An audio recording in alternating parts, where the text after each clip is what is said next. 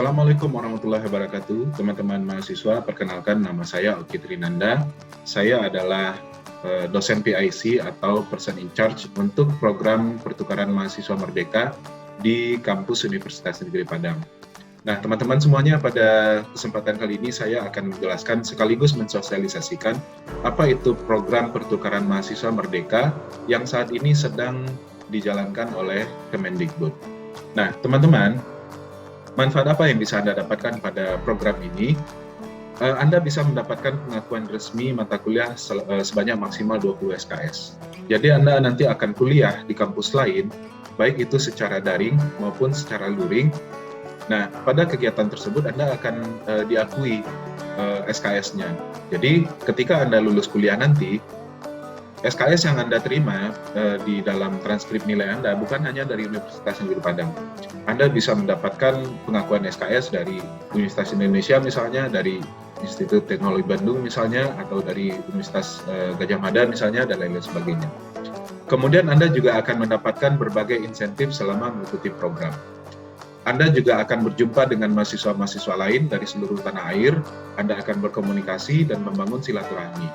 Nah, dengan adanya silaturahmi tersebut, Anda akan merasakan kebinekaan dan menanamkan rasa jiwa toleransi dan cinta tanah air.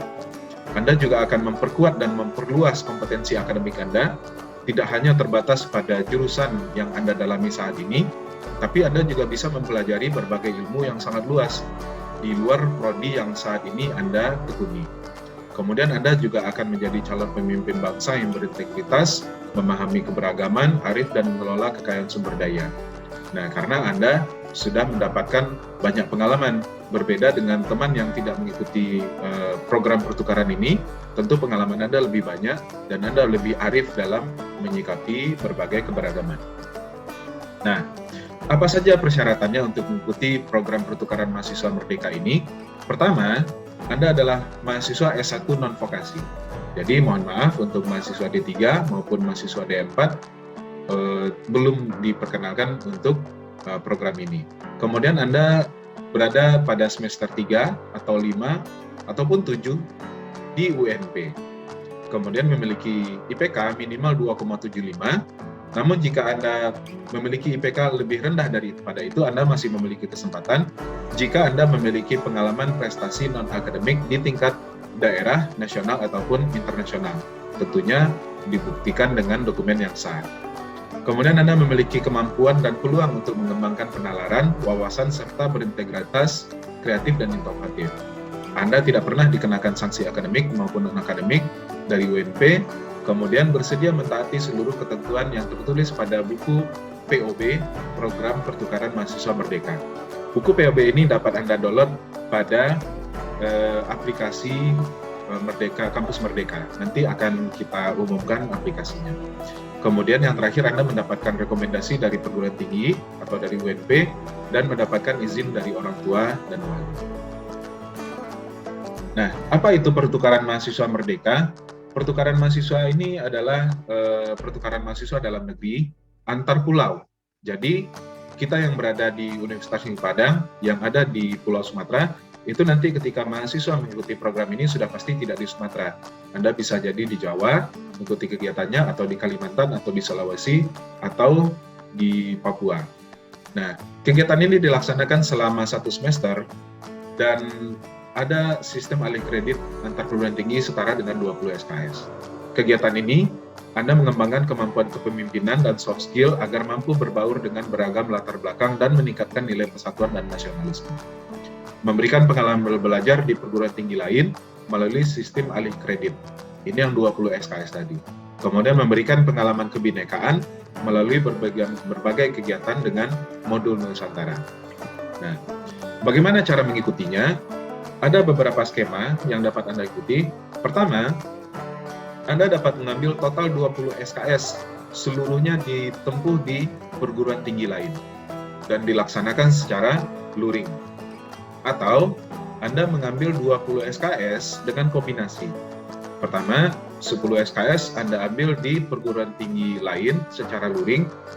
Kemudian 10 SKS lagi Anda ambil di Universitas Negeri Padang secara daring. Jadi Anda tetap kuliah di perguruan tinggi lain, tapi secara daring Anda tetap kuliah 10 SKS di UNP.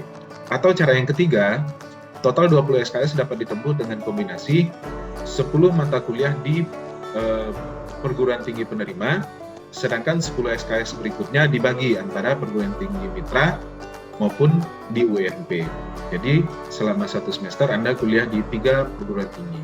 Silakan yang mana yang mau Anda pilih. Nah, intinya adalah Anda pada 1 semester itu akan menempuh total 20 SKS. Selain Anda kuliah, pada kegiatan ini Anda juga akan mengikuti modul Nusantara yang setara dengan 2 SKS dan dibimbing oleh dosen modul Nusantara. Ada 4 kegiatan pokoknya. Yang pertama kebinekaan, yang kedua inspirasi, yang ketiga refleksi, dan yang keempat kontribusi sosial. Nah, modul pembelajarannya ketika Anda kuliah nanti terdiri dari RPS dengan rincian yang tertera pada slide ini, kemudian materi kuliah selama 14 minggu, kemudian ada tugas dan asesmen, dan daftar pustaka. Jadi kuliahnya ya kuliah seperti biasa, hanya saja kuliah ini dilaksanakan di perguruan tinggi lain. Dan Anda bisa mengambil mata kuliah yang di luar dari prodi Anda. Modul Nusantara itu dibagi dalam 4 jenis. Ada kebinekaan, yaitu mahasiswa mengikuti kegiatan promosi kebinekaan yang diadakan oleh perguruan tinggi penerima. Misalnya nanti Anda melakukan kunjungan ke museum, atau kunjungan ke rumah ibadah, tur wisata, dan lain-lain. Kemudian ada kegiatan inspirasi, ada 3 kegiatan. Mahasiswa mengikuti talk show dari figur inspiratif daerah. Kemudian refleksi, mahasiswa merefleksikan pengalaman kebinekaan untuk memahami dan menghargai keberagaman. Ini nanti Anda bisa sharing, bisa refleksi, bisa renungan, presentasi, dan lain-lain sebagainya. Kemudian ada juga kontribusi sosial, 1 kegiatan. Mahasiswa melaksanakan kegiatan kontribusi sosial di daerah di mana Anda tuju. Misalnya melakukan bakti sosial, melakukan pentas budaya, menjadi relawan di rumah sakit, mengajar di sekolah, atau melakukan kunjungan ke panti. Nah, apa saja yang Anda peroleh atau insentif yang Anda dapatkan kalau seandainya Anda mengikuti program ini?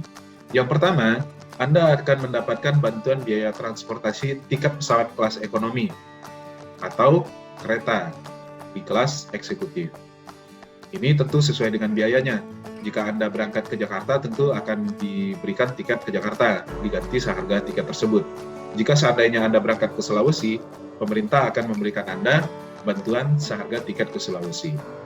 Kemudian biaya bantuan biaya rapid antigen sebanyak 2 kali, yaitu ketika pergi dan ketika pulang.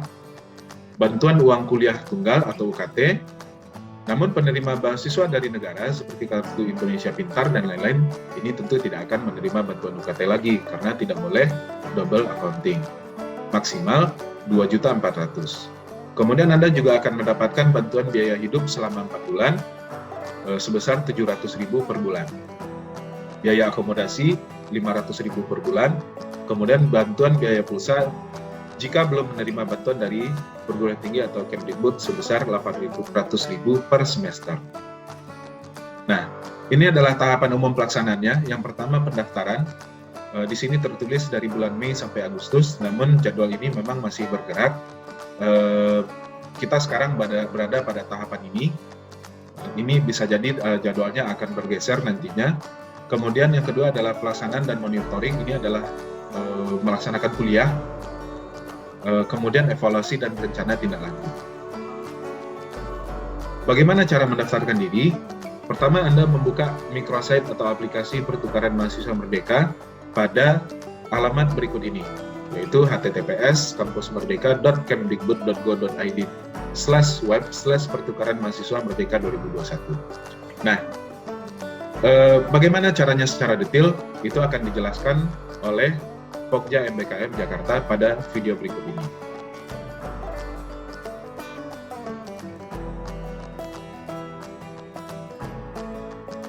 Oke, ada beberapa hal yang akan saya jelaskan hari ini. Yang pertama ada 2 part, itu yang part pertama tentang registrasi akun MBKM atau memiliki akun MBKM. Yang part kedua yaitu tentang untuk registrasi di kegiatan pertukaran mahasiswa merdeka ini sendiri. Jadi untuk registrasi akun itu ada beberapa tahap.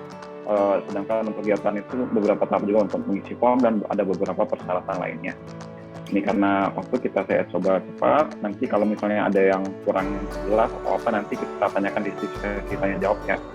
Oke, seperti yang kita ketahui, Kampus Merdeka itu menaungi beberapa kegiatan, ada magang kerja, studi independen, mengajar, magang, dan lain-lain. Dan ada juga pertukaran pelajar. Nah, di sini pada hari ini kita akan fokus dengan pertukaran pelajar dan pertukaran mahasiswa Merdeka, yaitu pertukaran pelajar luar negeri, dalam negeri. Nah, bagaimana sih untuk mengakses aplikasi dari Kampus Merdeka ini sendiri? Teman-teman bisa mengunjungi di https://kampusmerdeka.kemdikbud.go.id, atau teman-teman bisa langsung saja googling Kampus Merdeka. Di line pertama di hasil result Google itu pasti kampusmerdeka.kemdikbud.go.id.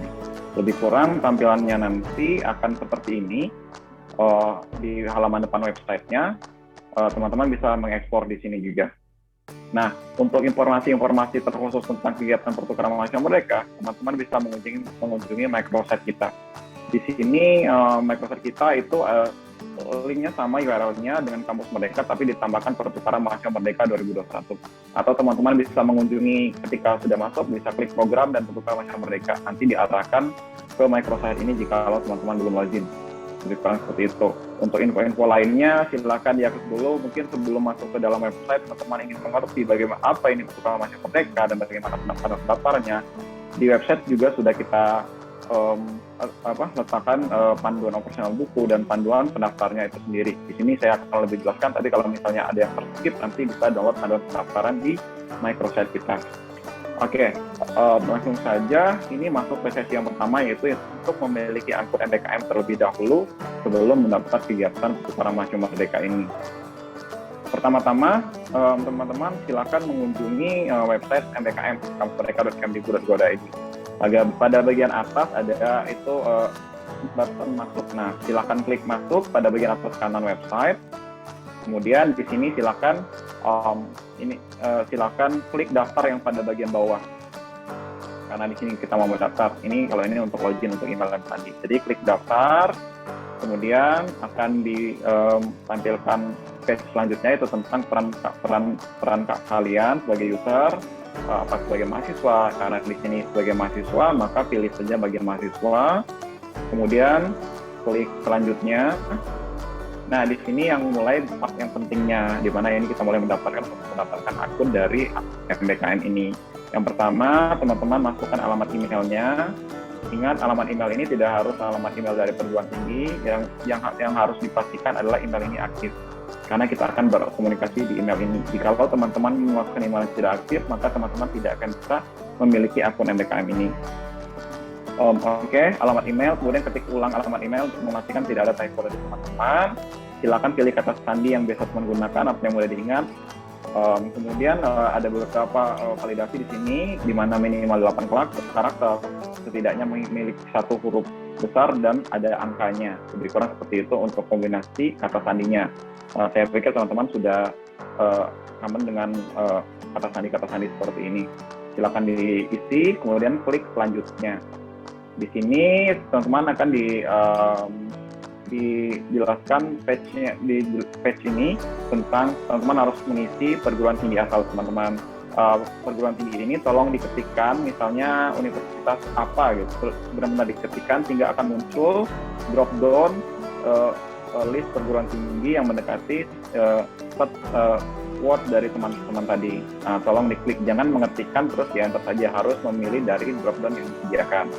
Kemudian program studi, silakan cari program studi teman-teman. Ingat, ini jenjang S1, jangan sampai salah klik ke jenjang S2 atau S3. Silakan misalnya S1, misalnya ilmu komputer, berarti S1 ilmu komputer yang dipilih berdasarkan drop-down yang ditampilkan oleh aplikasi. Kemudian isikan NIM teman-teman, kemudian NIK dan tanggal lahir. Ini semua kita jadikan validasi apakah teman-teman benar-benar terdaftar di suatu perguruan tinggi dan sudah ada di pangkalan data Dikti. Itu validasi kita untuk memastikan bahwa teman-teman memang bagian dari Kemdikbud atau bagian dari perguruan tinggi teman-teman. Nah, setelah itu silakan centang dan kalau mau membaca penentuan penggunaan dan kemudian privasi silakan dibaca terlebih dahulu dan klik selanjutnya. Nah, di sini jika ada selanjutnya, ini dari website akan mengambil data teman-teman dari data teman-teman di PDDikti. Mohon dipastikan apakah benar nama teman-teman, tanggal lahir, kelamin, NIM, universitas, program studi, dan jenjang. Jika memang itu adalah teman-teman, maka klik selanjutnya.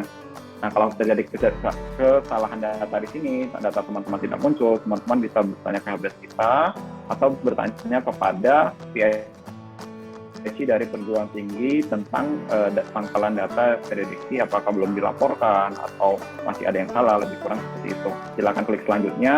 Kemudian di sini akan ditampilkan page di mana teman-teman silakan periksa email teman-teman untuk aktivasi akun. Nah, kurang lebih nanti ketika aktivasi akun, teman-teman buka email teman di inbox, tampilannya lebih kurang seperti ini. Confirm your account. Hello, siapa nama teman-teman? Please click this link to activate your account. Nah, di sini klik linknya ini untuk mengaktifasikan akun teman-teman. Nah, ketika klik link, teman-teman akan diarahkan ke menu login. Isikan saja tadi email yang sudah terdaftar dan kata sandi dari teman-teman. Masuk, harusnya ketika berhasil akan tampilan seperti ini masuk ke dashboard kita. Namun di sini kalau sudah berhasil tampilan seperti ini.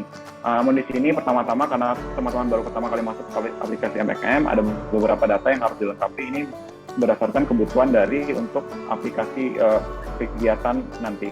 Lebih kurang ada data-data seperti data pribadi, lengkapi profil data pribadi Anda, kemudian klik aja selanjutnya. Di sini ada kontak pribadi juga, misalnya ada juga alamat. Nah, jangan lupa alamat domisili, isi alamat domisili. Alamat domisili merupakan tempat tinggal di mana teman-teman berada sekarang. Sedangkan alamat KTP adalah alamat sesuai dengan KTP. Kalau alamat domisili sama dengan alamat KTP, silakan centang saja, dia auto sama. Namun kalau berbeda, silakan diisikan lagi alamat KTP. Terus lanjut tentang kontak darurat diisi, kemudian profil lengkapi tentang sosial media, kemudian dari akun bank teman-teman, pokoknya sampai hijau di bagian bawah page ini. Ya, kalau sudah hijau berarti profil teman-teman sudah lengkap dan pendaftaran untuk mendaftarkan akun sudah berhasil dan lengkap. Lebih kurang seperti itu. Nah, bagaimana sih mendaftar kegiatan di Pertukaran Mahasiswa Merdeka ini sendiri? Saya langsung saja. Saya menganggap teman-teman sudah di dashboard dan sudah lengkap semuanya, tidak ada lagi masalah akun. Ini kita fokus sekarang untuk mendaftar kegiatan Pertukaran Mahasiswa Merdeka ini sendiri. Jadi kalau teman-teman ada di tampilan sama seperti ini, pada pojok kanan atas ada program, silakan diklik. Ya, nah di sini kan ada program yang sedang berjalan. Salah satunya itu adalah Pertukaran Mahasiswa Merdeka. Ini dibuka dari 14 Juni sampai 27 Juni. Nah, klik Pertukaran Mahasiswa Merdeka, ini akan diarahkan ke form dari untuk pengisian untuk pendaftaran Pertukaran Mahasiswa Merdeka. Namun sebelum masuk sini ada beberapa validasi, di mana pertama teman-teman tidak boleh aktif di kegiatan lain semester ini. Misalnya teman-teman sudah diterima di kegiatan lain, maka tidak bisa mendaftar di kegiatan ini. Kami tidak boleh double di kegiatan dalam satu semester yang sama. Kemudian ada beberapa hal tentang perguruan tinggi, di mana tentang akreditasi, tentang lain ada beberapa validasi. Nah, kemarin beberapa teman-teman banyak yang bertanya kenapa PT saya tidak eligible. Setelah saya tanyakan, harusnya eligible. Atau teman-teman silakan coba akses lagi, mohon dipastikan apakah benar, apakah masih seperti kemarin. Kalau masih, berarti memang perguruan tinggi teman-teman itu ada beberapa persyaratan tidak lengkap untuk mengikuti Pertukaran Mahasiswa Merdeka ini. Namun, jikalau kemarin itu tidak eligible, mohon dicek lagi per hari ini untuk memastikan ulang. Lebih kurang seperti itu. Nah, di sini dalam pengisian form ini ada 4 hal. Yang pertama, pilihan penempatan, periksa daftar diri, berbekas, dan pernyataan komitmen. Di sini, seperti yang dilakukan oleh Pak Profis tadi, ada pemilihan lokasi PT penerima. Jadi pulau, yang dipilih ini adalah pulau, bukan perguruan tinggi tujuan. Nah, di pilihan pulau ini pun kita kita buang pilihan antara misalnya teman-teman perguruan tingginya di Pulau Jawa dan alamat KTP teman-teman di Sumatera. Maka Sumatera dan Jawa ini tidak masuk ke dalam pilihan lokasi tujuan dari teman-teman, karena di sini seperti yang dikatakan bahwa ini tentang kebinekaan, jadi kita harus bertukar kebudayaan. Jadi kalau teman-teman masih di tempat yang sama itu kebinekaannya tidak akan terlihat, maka kita sarankan teman-teman untuk memilih di pulau luar selain pulau dari perguruan tinggi teman-teman dan alamat KTP dari teman-teman itu sendiri. Silakan ada 3 prioritas pilihan, silakan berdasarkan prioritas yang teman-teman inginkan, namun keputusan final itu ada di panitia. Nah, di sini ada pemilihan mata kuliah dalam jaringan. Nah, untuk pemilihan mata kuliah dalam jaringan ini boleh 0, karena nanti bisa saja teman-teman 20 SKS ini teman-teman ambil di perguruan tinggi tujuan nanti. Jadi kalau mau mengikuti perguruan tinggi yang teman-teman inginkan yang tidak ada di perguruan tinggi teman-teman sebelumnya, tetapi ada di misalnya di perguruan tinggi besar lainnya, perguruan tinggi negeri gitu. Silakan cari saja. Ketika pilih mata kuliah ini, teman-teman bisa mencari berdasarkan nama perguruan tinggi, program studi, dan nama mata kuliah itu sendiri. Tapi ingat jangan sampai ada beririsan. SKS untuk mata dalam jaringan ini ada 10 SKS. Oke. Kemudian periksa data diri. Silakan periksa data diri teman-teman. Ini kita ambil datanya dari PDDC, misalnya nama lengkap, apa, jenis kelamin apa, perguruan tinggi apa, dan IPK. IPK ini harusnya, ini karena saya pakai data dummy, harusnya dilempar berdasarkan IPK teman-teman gitu. Kalau berbeda, silakan diklik, diubah, tetapi teman-teman harus mengupload transkrip teman-teman untuk menjadi bukti IPK dari teman-teman. Kemudian unggah berkas. Untuk diunggah berkas ini ada beberapa hal, ini saya skip. Nanti saya coba demoin sedikit. Nah, unggah berkas ada beberapa hal yang tadi sudah dijelaskan oleh Prof. juga. Kalau ketika saya unggah berkas, ada beberapa komitmen yang harus teman-teman isi. Nah, di sini ada 2, simpan berkas dan kirim. Simpan berkas adalah untuk sementara layaknya draft. Kalau kirim itu submit yang sudah final, tidak bisa teman edit lagi. Tapi ketika simpan berkas, ini kan ketika mata kuliah itu layaknya teman-teman membooking tempat duduk untuk di kelas mata kuliah tersebut. Jadi kita tidak bisa memberikan waktu yang lama kalau teman-teman tidak tidak jadi di mata kuliah tersebut. Sehingga ketika simpan berkas, mohon untuk finalisasi submit teman-teman dalam jangka waktu 3 hari. Karena kalau dalam waktu 3 hari teman-teman tidak finalkan form tadi, maka pilihan mata kuliah teman-teman tadi akan kita reset. Karena di sini satu kelas hanya 40, kita tahu banyak mahasiswa yang ingin kelas itu, jadi di sini sistem booking. Kalau teman dalam 3 hari teman-teman tidak submit final berkas teman-teman, maka di sini akan di-reset. Nah, teman-teman bisa memilih ulang untuk melihat ketersediaan dari mata kuliah yang teman-teman berikan seperti itu. Jikalau sudah submit tampilan seperti ini, formulir Anda sudah terkirim, pantau terus proses pendaftaran Anda pada halaman pengumuman ini untuk mendapatkan informasi selanjutnya. Silakan pantau sendiri. Ini kalau tampilan sudah seperti ini, berarti teman-teman sudah berhasil mendaftar. Dan pada menu kegiatanku di bagian akun, itu sudah ada lamaran di mana sudah terdaftar untuk Karang Mahasiswa Merdeka. Nanti di sini teman-teman untuk selanjutnya silakan cek di sini. Saya izin 5 menit mendemonstrasikan kali Fokus atau Mbak Faiko. Silakan Mas Martin.